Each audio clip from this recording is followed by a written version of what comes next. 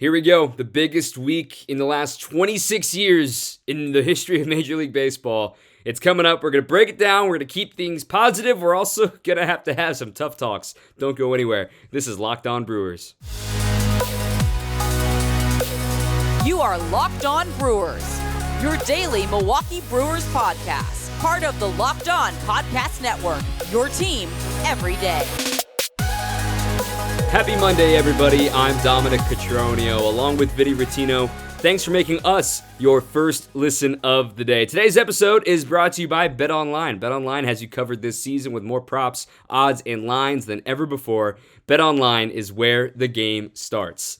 He is an ex-big leaguer turned broadcaster. I am a broadcaster, now turned statistician. We are happy to be bringing you all of your Brewers news in the middle of a lockout that is at its boiling point right now, Vinny. They have now met for 8 consecutive days. Today is going to be the 9th consecutive day that they meet.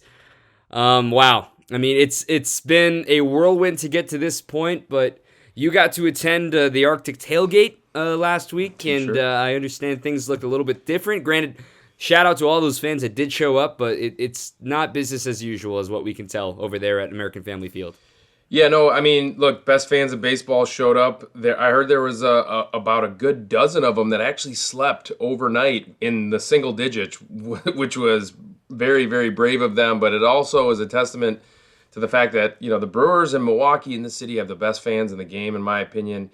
A bunch of fans showed up in the morning as well, just to kind of brave the cold, and they buy their tickets. They were on sale on Saturday, and it was an all-day event. So that was definitely cool to be a part of. But yeah, I don't know at this point if I don't know. I'm going to let you get into that in terms of what this all looks like here for the Brewers and for the rest of the league. So I'm a little bit nervous. What was the sense like in the ballpark? I mean, these fans are forking over their hard-earned money to buy single-game tickets for a season that's supposed to happen, but by all intents and purposes, as it looks right now, will not be happening on time. Yeah, I mean, it wasn't really brought up. I interacted with a few fans, and they're just excited about the season starting at some point. It really didn't even come up whether or not it would be delayed. Again, I think it's just the idea that these fans love their Milwaukee Brewers and they just want to be a part of the season and whenever that is to take place. So it really didn't come up among this group of fans, but I'm sure it's in the back of their minds. So it's for me, I'm still in Arizona. If you're watching on YouTube, you can tell I'm still in the tough video quality mode right now. But the thing is like here in Arizona, man, folks are really, really mad and really disappointed because you got to remember, spring training is a major part of our economy. Mm-hmm. So having 3 consecutive years of all of these workers that, don't get a normal paycheck from spring training, having all of these businesses not get the normal boost in sales for 3 straight years, coming off of pandemic to, limited capacities and mask mandates to now just physically not having baseball. It's really, really tough to swallow out here, specifically in Arizona. I imagine the same down in Florida. I'm very disappointed, quite frankly. I mean, I know I've preached positivity throughout this entire stretch, but here we are up against it, and there is still time, but this is it. I mean, this is it. I just don't know how else to say it other than this is just an absolute failure on the part of Major League Baseball that they wait over 40 days after locking out the players to then negotiate, and now we've got no progress. Well, there's very minimal progress in 8 days, and I know that there's a chance that they could come to a deal today, this Monday, but I mean, with everything I've read and what the experts are saying, I am finally at that point. Like, yeah, it's setting in. Opening day will not be on time unless something drastic happens today, and it just sucks. I just don't have another word for it. This just sucks. Yeah, and Dom, I kind of want to get your take on it because I know that you've been following it probably as close as anybody in the entire game of baseball, anyone in the entire country. And I have 2, but I mean, look, you've read multiple books on this. You've kept up to date on all the articles. dude, what is your feel right now? I know you say it sucks. I mean, just your gut feel, you say you don't think opening day is going to start on time. Then if that doesn't happen, the owners have threatened that it will not be a full season. And that is kind of the thing that they want to avoid, right? Everyone wants to avoid that in terms of the health of the game. And sounds like that's going to happen if they don't get a deal done tomorrow. So is that kind of where you're at with this whole thing? Is that kind of where you're leaning in terms of, predicting the future and the outcome of this? Where I'm at with this right now is with the self-imposed deadline. This is not a real deadline. Right. The self-imposed deadline by Major League Baseball and the owners to say we have to have a deal done by today, by tonight, otherwise we will not start opening day on time. Because let's say the best case scenario happens. A deal is made tonight. I mean, spring training would begin next Monday. We would have games next Monday. So that's the best case scenario, and it's what should be happening. But the reason why I'm not optimistic is because they are hundreds of millions of dollars apart at this point. And the point is, what the owners are going to do is they're going to spin it and say, you've missed the deadline. We have negotiated for this many consecutive days. We're not coming back tomorrow. We told you what the deadline was. And when realistically, you and I both know you could come to an agreement by the end of this week and still make opening day on time. But my fear is that the owners are going to say, you missed your deadline. Call us when you have a real offer. Sayonara. That's my biggest fear of all of this. And I truly believe they're going to do that. I have been a huge positive force. I just have tried to stay positive throughout all of this. And it's just been really frustrating as somebody who's such a massive fan of baseball, who's somebody who's literally grown up in the game, been in some amazing places. I've got to work in some amazing places and meet some amazing people, all thanks to baseball. And whenever somebody who isn't a fan of baseball asks me, Dom, why do you love it so much? Or why do you keep doing it? Baseball's so slow. It's so boring. Why is it? And I have to continue to defend the sport for the actual product on the field and say, look, you've got these amazing superstars. You're going to tell your kids about Mike Trout. You're going to tell your kids about Max Scherzer. You're going to tell your kids about being able to tell stories of epic plays and memories at the ballpark because it is still America's pastime. But now, to see the owners look at us, the fans, and the employees, and the people who make their livelihood in baseball and say, we don't care. We don't care. We don't care. We're going to make money even when we show back up. Let's say it is a 140-game season like it was in 1995. People are still going to show up. The owners are still going to get paid. There's no win in this. The loser is the fans. The losers are the employees. The losers are you and me. Because we sit here, defend baseball ad nauseum till we're blue in the face, and it just goes and slaps us. That's what it feels like right now. Man, that's a really well said kind of summation of what this feels like. It really does feel like, come on, like let's just, and you see it on Twitter all day long, you see it on Instagram and Facebook all day long, like people, stars of the game from yesteryear, or even now, like, okay, it's time to play. Let's get something done. Let's get a deal done. You see it all day, and it's just not even close, seemingly, to happening. And it is frustrating. It is frustrating. It's a game that, my goodness, it's not even a game to you and me, right? I know it's not even a game to a lot of fans, especially the Brewer fans, right? This is a way of life. I mean, we love this. It's a passion. Charlie Green, we had him on the show. He's a really good friend. He's one of the most respected people in the game. I respect him more than anybody in the game because it's not, he says this line all the time, this is not my hobby. This is not a hobby for me. And it's not a hobby for me and you, right? And this is our life. This is our livelihood. This is our lives. And it is for a lot of people. And just even if it's not a job or they're not employed, it's a passion. And that is what's so devastating, really, at the end of the day, if something weren't to get done. Now, I'm going to flip it and say, I know the players are fighting like crazy to get what they deserve. They have already been slashing their own deals trying to come to a solution to all of this. I am still firmly in the belief that they are offering very reasonable concessions and also asking for raises at the same time. Is it perfect? Not at all, especially last night's proposal of a ghost win for an expanded playoff. I don't know if you read about this, where the players are temporarily maybe suggesting they do 14 teams in the postseason. But if, for instance, last season, the Brewers would have played the Phillies, the Brewers would have only needed 2 wins to move on, whereas the Phillies would have needed to win all 3 games. So being the lower seed, being the last team into the playoffs. I think that's stupid, but that's where, I mean, they're trying to get creative at this point. Yesterday, Sunday, there was nothing actually proposed. It was just everything's packaged now, right? Now that we're up against it. Everything's like, well, if I want to propose a 14-team postseason, then we're going to also include with that a lottery of at least 7 teams. You know, it's not one or the other, it's both. And then on top of that, we still want it to be a $230 million competitive balance tax, whereas the owners say, no, we're not budging off 214. So it's just, there's so many things that are moving, and it just doesn't feel like there's any momentum in any little way. And I just want to say, I've been a proponent about paying for your journalism and reading great articles, and there's been a ton out there this week, especially in The Athletic.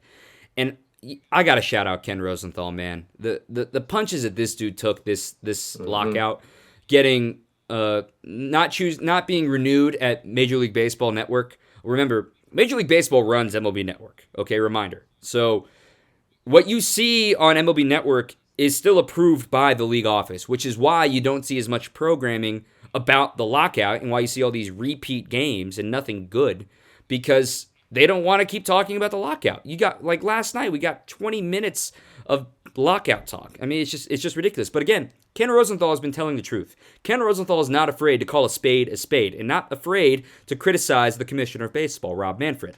And Rob Manfred, man, you went out on that podium 2 weeks ago and said it would be detrimental to the game of baseball if we miss opening day. Well, dude, that barrel of that gun is staring at your face right now. It is you made this call that we cannot miss opening day, and it's because of you and the people that you represent we are about to miss opening day, and you should be put the 100% blame on, in my opinion. You know, at the end of the day, maybe things have to get this contentious in order for a deal to get done. Pressure needed to be put on. So here's my spin of optimism, that my slight glimpse of hope that could come from this is the fact that they get something done tomorrow, because of they are up against it. Like you said, that was very well said. There's a gun staring both sides right in the face, and hopefully it's too bad that it has to come to like a game of chicken almost. But at the end of the day, man, they just can't seem to budge and find something that's fair for both sides at this point, or they feel like it's fair for both sides. And it seemed that's just the feel that I get. And hopefully tomorrow there is something that happens. And if it isn't done tomorrow, my goodness, hopefully they don't miss opening day. Again, I'm still holding out hope, but man, they are still far away from each other in this deal. But they got to get something done tomorrow. They just have to. Exactly. And again, you can still get something done by the end of the week and make it to opening day. Right. You truly right. can. I agree. You know, today, this Monday, shouldn't be the end-all, be-all of everything. You can get a deal done by the end of this week and still play on March 31st. I agree. I truly believe that. Now, do the owners believe that? I don't know. I totally agree, and hopefully that deadline is just kind of like a deadline to kind of scare the other side into getting a deal done, right? I agree. I think spring training can be abbreviated and can still play on opening day. Yeah, agreed. So we're going to start spinning things positively here in a bit. Before we do that, we're going to talk about BetOnline. With football obviously over and baseball stuck in this mode that it's in, basketball is full steam ahead for both pro and college hoops. You've got all the latest odds, totals, and player performance props. To the next fired coach, where is he going to land? BetOnline.net is the #1 spot for all your sports betting needs. BetOnline remains the best spot for all your scores, podcasts, and news as well. And it's not just basketball. They've got your best source for hockey, boxing, and UFC. Head to their website today and use your mobile device to learn more about the trends and the action. BetOnline is where the game starts. So with this normally being Mailbag Monday, Vinny, and me getting in my feels and my negativity here in the first segment of the show, I wanted to bring things a little more positive. I mean, we could sit here and talk about who the Brewers going to get. We don't know when this is going to be even able to happen, so why entertain these things? So I just put out a simple ask. What makes you like baseball? What makes you keep coming back? And I love the responses that we got. We got a great variety. We got a photo of you in there too, but we can just sit here and smile about some of these answers because I really loved some of these. And I want to start with Laura because she gave 3 great answers. And this is the one that had the selfie with you, Vinny. Laura says this: where do I start? I enjoy the pace of baseball, even if Rob Manfred doesn't. There is a timelessness to every game, and at the same time, any game can produce a team or individual accomplishment that's never been seen before. That sounds contradictory, but it appeals to me. And at least as important are the friends we've made, other fans, and some staff over the years. We don't live in Southeast Wisconsin, so we mostly see these friends just during the season. It's a family feeling, and that's the photo with you in there. And I'm a third-generation Milwaukee baseball fan, and knowing that I'm following in my mom's and grandpa's footsteps and cultivating a 4th generation to follow mine is pretty special. That makes me feel warm inside, Laura. Thank you for sharing that. Laura is the best. Laura is my number one cheerleader. Laura or Deborah, I don't know. And number one cheerleader of this show, Dom, mind you. So she's absolutely the best. That's so poetic. She's actually a librarian by trade. And so is her partner, Tom. And they are just tremendous people. And this is exactly why, as a player, I loved playing in front of people like this that just loved the game, that were just kind of fans of the game, fans of that underdog type of player. My goodness, it's just it's really heartwarming. Really, it really is. The fact that the game of baseball can bring that kind of joy and that kind of just entertainment, but it's more than that too, right? It's again the way of life, and you can tell that it is that for some people like Laura, and that's really cool. Thanks for giving that explanation, Laura. That's really, really cool. And coming off the heels of this, and you and I can really relate to this one. It comes from @BigDeeds50.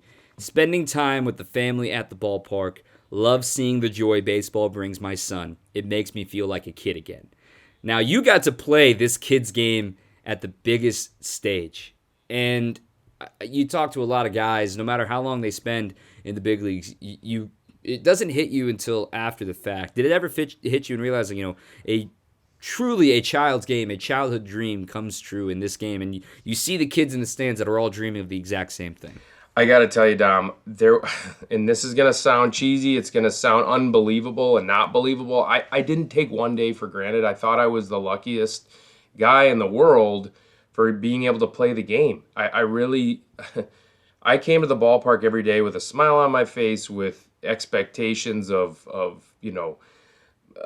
just a joyful feeling. I mean, it was just, I was so lucky. I never had to work a day in my life until recently, right? Until I had to kind of get into the real world. But my goodness, I felt so lucky. And yeah, I never took a day for granted. I almost felt like I wasn't worthy really to play the game. I felt like, man, I don't deserve this. This is too much fun. This is too much excitement. And I mean, at the end of the day, I just loved competing, and I loved trying to win with a group of guys. But yeah, I mean, you look in the stands, you see those kids that are just hopeful to one day maybe step on a field, whether that's at the college level or the pro level. But I was lucky enough to play for a long time at the pro level.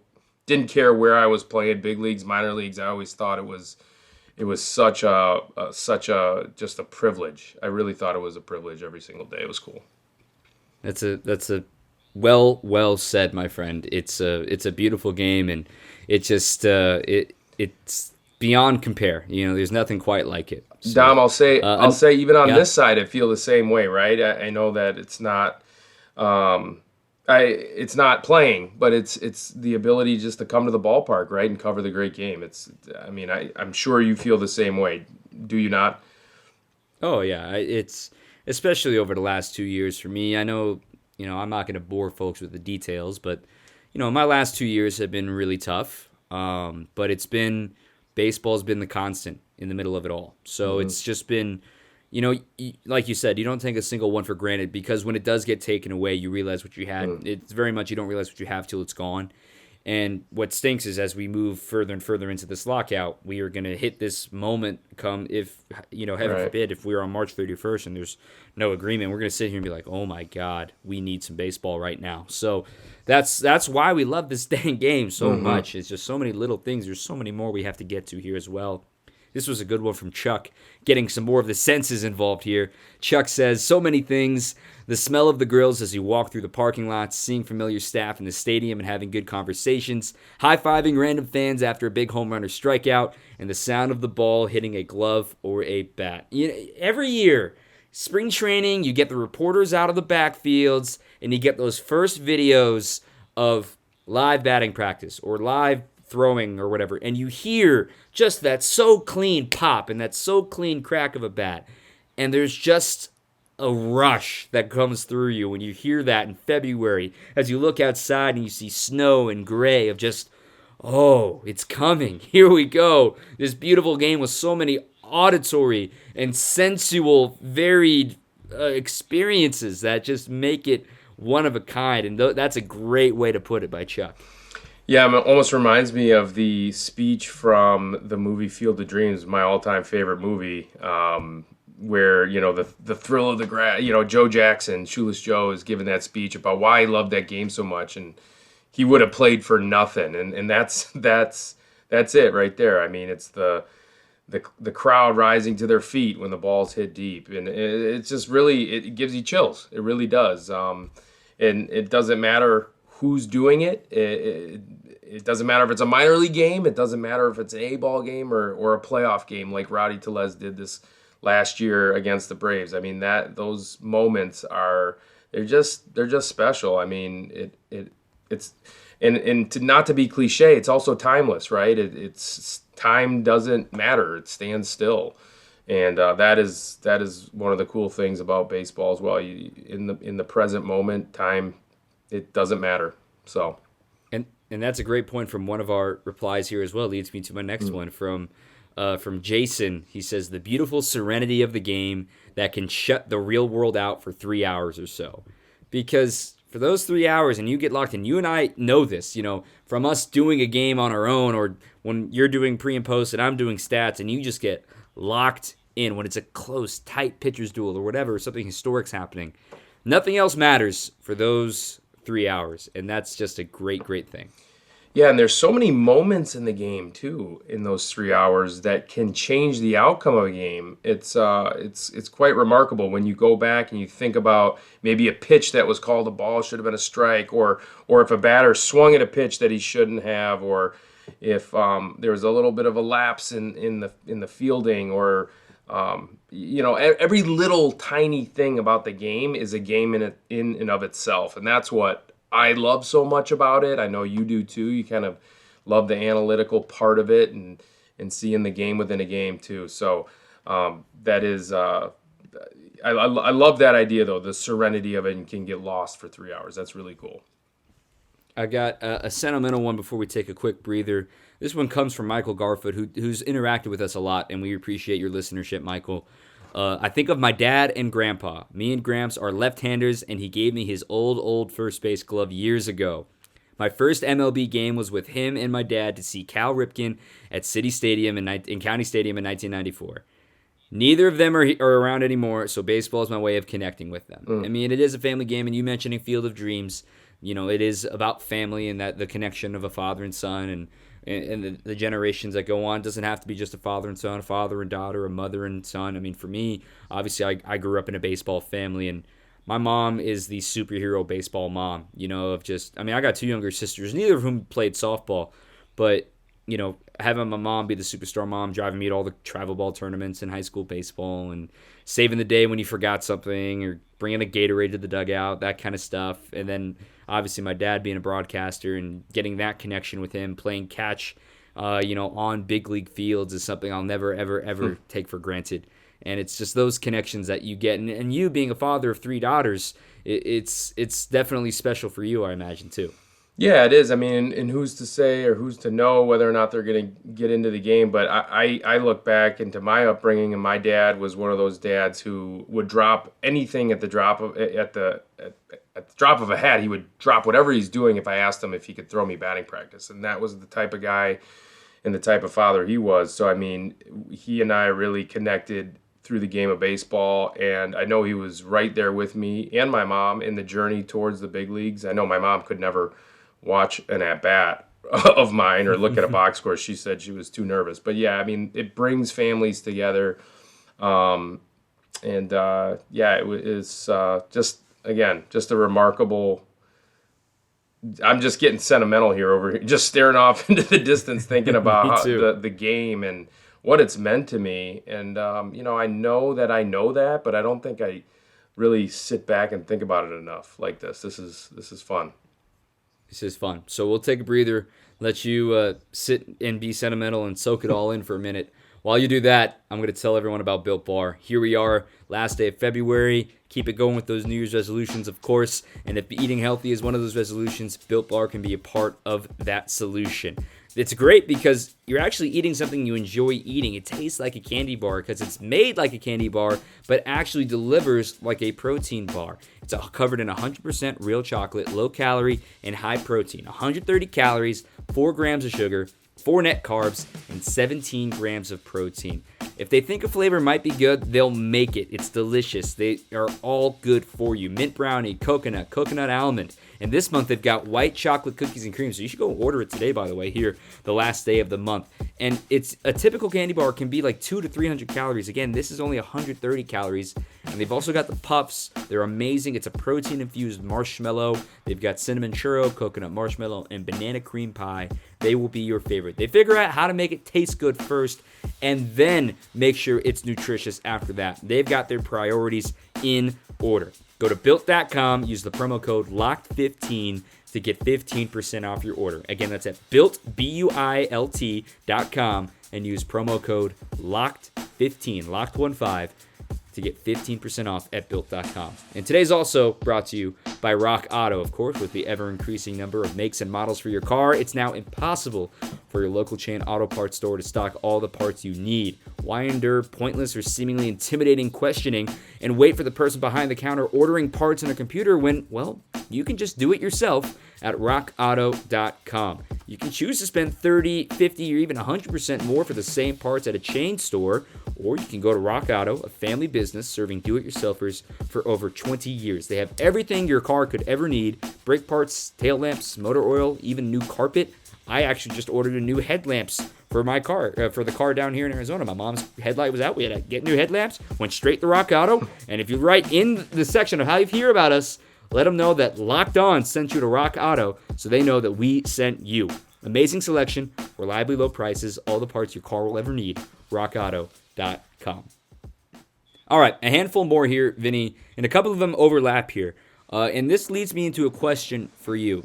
I'm going to read a couple back-to-back here from Brock in SB. I'm assuming that's Santa Barbara, so shout out. West Coast, best coast, baby. I love visiting other stadiums to see the Brewers on the road. My wife and I are trying to get to all the stadiums. We've done 16 so far. This year, we're going to D.C. and Los Angeles. I also love taking my 5-year-olds to the games to get her interested in baseball. And along those lines, Erica also says, spending time at the ballpark with friends and family, taking road trips to other cities to see the team play, making new friends who love the game as much as you do, the sights and sounds of the ballpark, creating memories that will last a lifetime. I could go on all day. Those are two great, great notes. That leads me to asking you something, though, Vinny. Aside from Milwaukee, what was your favorite ballpark to play in?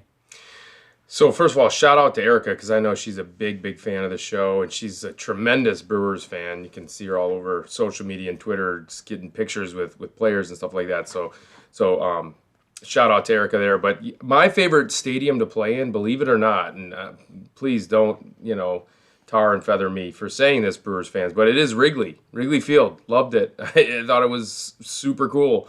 I thought it was extremely charming. I actually thought, I'll say this very cautiously, I thought the fans were actually charming at the stadium. I don't like them at our field. I don't like them at AmFam Field. They call it Wrigley North. But I thought it was I thought it was a great atmosphere for a ball game, right in the middle of the neighborhood. I'll just again, I hope I'm not ridiculed too much for saying that, but it really was a really cool spot, and the history, my goodness, how long that stadium's been around, and that it has to be Wrigley. Yeah, there are ghosts there. You can Yeah. feel the ghosts, right? I mean, there's something special about Wrigley for sure. Wrigley's a great pick. Fenway is also a great Yep. pick for the same reasons. Obviously, I never played on the field, but for me, I've got some sentimental value with the old ballpark in Arlington in Texas. Absolutely love that ballpark. I know it like the back of my hand, much like the Oakland Coliseum. Those two just means so much to me for what they did for my upbringing and my childhood, and those two are my favorites aside from Milwaukee, of course. Being able to see your team on the road is just so fun because you get that nod of respect from the home team fans. Like, dang, that's cool. Brewers fans are here in our ballpark. I think that's just the coolest thing ever. Yeah. Yeah, and I will say Busch Stadium is nice. I wasn't that impressed with it, and just to give me a little extra brownie points with all the Brewer fans that Cardinals aren't, just a little dig there. Well, if we're talking central opponents, I mean, PNC Park, I have never been yet, but I can't wait to see that skyline view one It's amazing. day. So that's something that's on my list. That's definitely the best view, I would say, for sure. That's the prettiest ballpark, I think, in the big leagues, and most underrated as far as aesthetics. That's awesome. That's very cool. All right, a couple more here. We're keeping the energy up. We're keeping the positivity here on this, CBA deadline day in Major League Baseball. Nick, who's also participated a lot in the show, says what he loves about baseball, I just love the game. I know it's a dumb answer, but everything about baseball is amazing. As a 34-year-old, I still love going out and practicing and getting ready for softball. It's also a sign that winter is over. I love that answer. For two reasons: that you're still playing softball, Nick. That's awesome. I love it. Keep it going. Don't let anybody judge you for that. Like, they're lame if they're judging you for what makes you happy. And then the other thing I want to say is that baseball, the game, is amazing. So I know nobody has Pac-12 Network in Wisconsin, but I've been calling games down here in Arizona. And on Friday, we had a game, Arizona State versus BYU. BYU was twice down to their final strike with down by 2 runs in the top of the 9th inning. And with 2 strikes and 2 outs and 2 men on, a kid gets hit by a pitch and loads the bases, down by 2 runs at the top of the 9th with 2 outs. Kid falls behind 1-2, and pitch looked like it was called a strike, but it wasn't. Nonetheless, he hits a ball barely fair down the right field line. The right fielder nearly makes an epic catch. It rolls to the wall. It's a bases-clearing triple. BYU ends up winning the game by a final of 6-5. Down to their final strike. There's no clock. You got to throw it over the plate to the other team and give them a chance. That's just a great example of it, and I got to see it, and a good reminder that I got to see firsthand. Yeah, all these little things like that, those little cliches are so cool when you see them and you live them, and that's really cool that BYU actually beat ASU. I know you're an ASU guy, but I mean, just the fact that they had to be the underdog there going into ASU. I mean, just... Oh, absolutely. And so that can happen any given night, right? I mean, it depends who's got the momentum that game, and who's got the better guy on the mound that game, or who makes an epic play in that game. And so, yeah, I mean, there's a scoreboard. What am I trying to say? There is no shot clock, there's no clock in the game. And so down to their last strike, and that's another reason why you love this game, and I love this game so much. So, I mean, yeah, we should just do a show of cliches at some point. There is no clock, and give stories behind it. But that's awesome. It's great. Just last couple here. This one made me chuckle from Phil saying, knowing Lourdes will be a Brewer. I think that's referring to Lourdes Gurriel, saying we're going to get Lourdes in a trade. That'd be cool. I'd love that. He's a great player. Yeah. I mean, where would he fit? I guess it doesn't matter. He can play all around. Mostly a corner outfield guy for me at this point, or first base. But yeah, I mean, need a DH at some point as well. So they're probably going to be in the market once this lockout ends for, to add a guy or two, because of the DH. That'd be cool. That'd be very cool. Last one kind of wraps it all back up into the CBA. This one comes from Erin, and she says, being able to watch people who've worked so hard to live out their dreams of playing in the big leagues. This one means a lot because I know we've said it a million times, this CBA negotiation is not millionaires versus billionaires.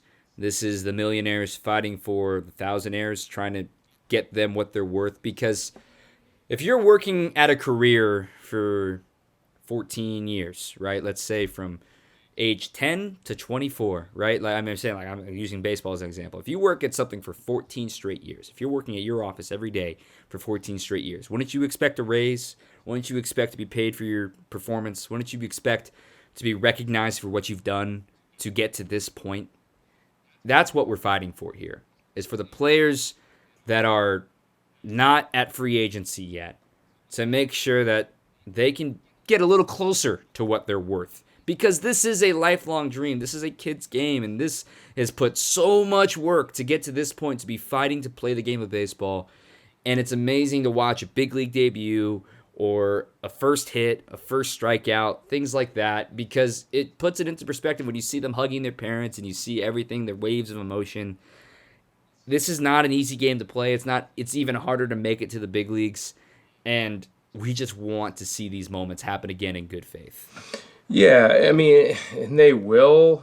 We just don't want the game to be damaged when it does come back, Yes. right? So that's kind of the idea. But that statement is the reason, probably the top reason why I do love the game, right? Is because it allows dreams to come true. As cheesy and as cliche that we talk about, like, that's it. I mean, there are little boys right now that are watching games or watching swings or trying to figure out this game right now that they dream to play in the big leagues. And if I message this to the kids I work with all the time, if they believe it enough and if they work hard enough and they have just enough talent, they will get there. And I'm living proof of that. I wasn't that talented of an athlete, yet I made it to the major leagues because of that complete burning desire to make it. And my dreams came true of playing in the big leagues. I didn't stay as long as I wanted to, but that is such a cool part of this game that you can take a average athlete or a marginal athlete and they can make it. I would have never played in the NBA or the NFL, no matter how hard I worked. Couldn't run fast enough and I can't dunk. But I played in the major leagues because I wanted it bad enough. And that is such a cool part of this game that can happen. Very awesome. Very, very awesome. So we're going to wrap up our episode with that. Thanks for everybody who participated in trying to brighten things up. We know it sucks this week. It's going to be a hard week. We'll see what the rest of today entails. We won't have another episode for a couple of days. We got to figure things out. I've got games. We're figuring everything out with the lockout, of course, of how much content we have to produce and things like that. But we do have a great guest coming on. I've already got the commitment, so I'll go ahead and share it. AA voice of the Biloxi Shuckers, Garrett Green, will be joining us later this week. So be on the lookout for that in your feeds. We're going to talk about minor league baseball because they are unaffected by all of this. Minor league baseball is going to start right on time. So down in Biloxi, up in Appleton, down in Nashville, and down in Zebulon as well, they're all starting on time. So take this energy and go support your minor league team. And this will be a great way to get things going to watch the baseball in 2022. Absolutely. Yep. Make sure you tune into that one. Thanks for joining us today. Yeah, fantastic. So we'll see you next time. Be on the lookout. Follow us on Twitter. Subscribe to us on YouTube. We really appreciate everybody who has been subscribing. Drop a like, drop a rating, whatever it may be. Tell your friends you got Brewers Pod even during the lockout. He's Vinny. I'm Dom. Thanks so much for watching or listening. Until next time, keep on swinging. You are Locked On Brewers, your daily Milwaukee Brewers podcast, part of the Locked On Podcast Network, your team every day.